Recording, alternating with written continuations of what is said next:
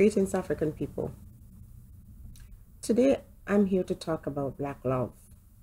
And here is what I have noticed with Black men and Black women who claim that they have to go elsewhere and seek love in the arms of another man or another woman besides a Black man or woman. Number one, and I'm going to look at my notes because I don't want to forget. This is what I have noticed. Doesn't mean that is your experience. This is not what you might think.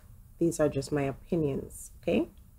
So, the Black man and the Black woman who claim that they have to find the love elsewhere claim that they're looking for good partners, but from the beginning, because of their mindset, they cancel out each other as an option.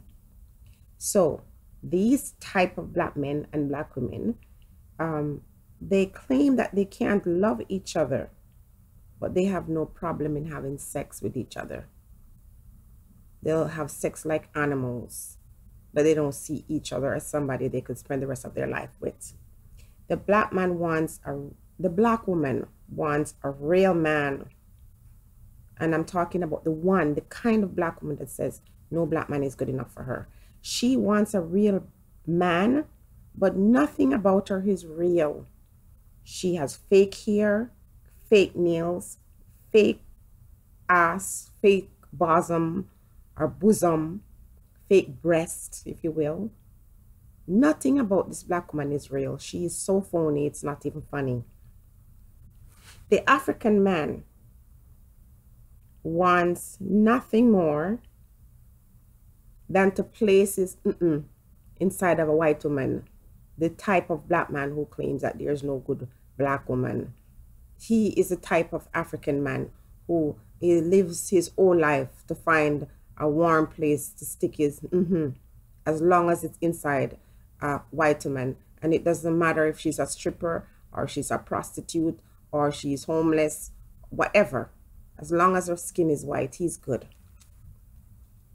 A lot of Black women say that they don't want a man until the first one come along, and then we can't stop hearing about how wonderful he is. And when things don't work out, all of a sudden you hear he's a scumbag. These are the kind of Black women who are so desperate that they don't give themselves any time to get to know somebody. And so when they're desperate looking for some white man or some other man from another nation, because of their self-hate, when they don't find that, or when they get used up and dashed away by these men, they run back to the first Black man that come along. And when it doesn't work out, you hear he's a scumbucket. But you don't hear anything about the white man who dash her away, catch her up and fling her up and breed her and left her with kids. You don't hear that he's a scumbucket. You only hear that the Black man who didn't give her a house or who didn't buy her a car is a scumbucket, not the one who use her up and dash her away. Money and looks blind these kind of Black women. Whiteness and self-esteem affect both the Black man and the Black woman. Unforgiveness blinds both of these people, both the Black man and the Black woman who do not find themselves attracted to each other. Fantasy drives this kind of woman, and illusion fuels that kind of man. Greed motivates this kind of woman, and beauty awakens this type of man. The only thing they can agree on is that they hate each other, and it is not a fantasy. It's not an illusion. They actually hate each other. But deep down, it is themselves that they actually hate. It's not really that I hate a Black woman or I hate a Black man. These individuals have self-hate to begin with. They don't consider each other as a viable option or a viable partner. The Black woman wants a kid with pretty hair. This is the type of Black woman who says she doesn't want the Black man. She wants a child with pretty hair, and the Black man wants a child with pretty skin color. The Black woman wants education for her kids, and this kind of Black man wants Jordans for his kids. they can't agree on nothing except their hatred for each other. And so this kind of black woman doesn't have any use for black man and vice versa. And the truth of the matter is, when you find individuals that, don't want to be around their own kind and would rather be with someone else because, of their self-hatred, you have to let those individuals go. So if you're a black man and you meet a black woman and you mean all the best for her, and you find her making all kinds of excuses as to why she can't be with you, let her go. Same thing, black woman, if you meet a black man and you find out that he's only interested in white women, you should not waste your energy and your time on that person and allow him to use you until he finds the perfect white woman. You let him go. You have to love yourself.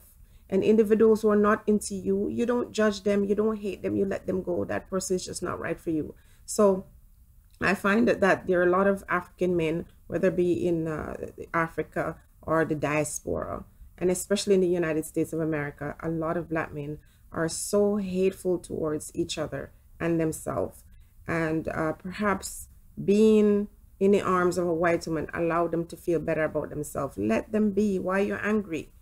If a rich black man decides that he wants to marry a white woman, let him go and be with that white woman, whatever pleasure he finds in her, whatever status he gets because of being with her. Let him. Don't be upset about it, because as we all know, most of these wealthy black men who end up marrying white women have a very shitty end coming, and all you can do is pity them.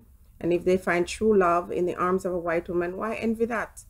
He's not your partner. He's not the one. He's not the life partner. He's not the one that the Creator has for you.